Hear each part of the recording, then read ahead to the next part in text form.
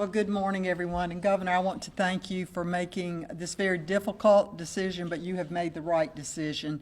The schools are the backbone of the community, and when they're closed, all of us hurt. The children want to go to school, parents want them to go to school, teachers want to be there with their children, and we want to see them growing and learning.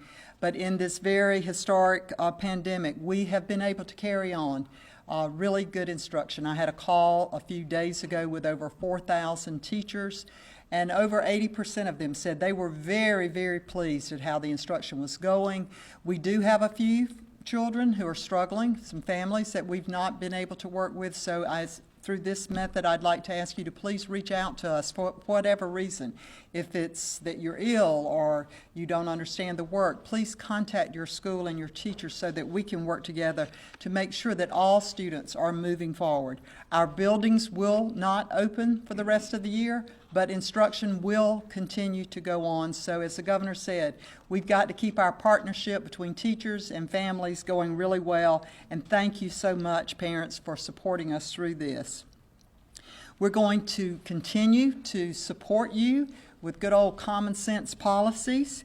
The order that the governor, the information the governor will give will allow school districts some flexibility. During their last 2 weeks of school, their regular calendar year, they will be able to close out their workings, the normal things that they would do. And with social distancing, if there are operations that they can handle with continuing good social distancing, perhaps a parent-teacher conference, if both agree to do it in face-to-face, they can do that. So districts will have a great deal of flexibility in how they will operate for those last 2 weeks, as well as graduation ceremonies. Seniors, I've heard from you. I've gotten some very articulate, heart-wrenching begs and pleas to let us have graduation ceremony. The governor and I absolutely want that to happen. I can tell you that your district leaders have sent us some very creative ideas of how they're planning on handling graduation, and we want those to go out, and I hope that perhaps I can even come and be there and attend and see some of those from a distance happening. So we're so proud of the hard work. You deserve a graduation ceremony, and we want that to happen for you. We have served over 5 million meals as of today. Not only have they been prepared, but they have been delivered. So a special thank you to our cafeteria workers, bus drivers, and all those others, sometimes teachers, principals, riding the bus to help deliver those meals. We want that to continue, and it will with all the good work that we have going on in our school buildings. The flexibility to pick up your materials. I know many of you students have your materials, your personal belongings in your classrooms. You'll be working with your district officials, your superintendents, your principals in a very organized way for you to be able to come and pick those up. I would like to say that we do need some really good creative minds to come together as we think about the future. How are we going to operate our summer reading camps this summer? We want those to go on for our elementary students, summer reading and math support for those who need it. We are working on a virtual platform if that is how we have to do that.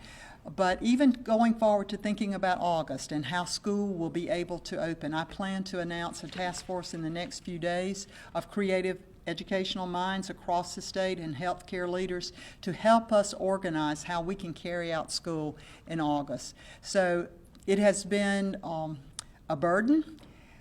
It's been sad to see schools closed, but it has been a joy to see how everyone has pulled together and worked together on this for the good of our children, and that will remain our top priority, the safety and the learning of our students. As I've said to parents on a couple times, I know this has been stressful, and I know that even after just 2 weeks of Christmas vacation, you're ready to send your kids back to school. But I thank you for what you're doing, and I would say again, while instruction is really important, the most important thing for you as parents is to look out for the physical and the emotional health of your family. So take care of yourself and your family and do the best you can with the instruction in the time that you have together. Thank you.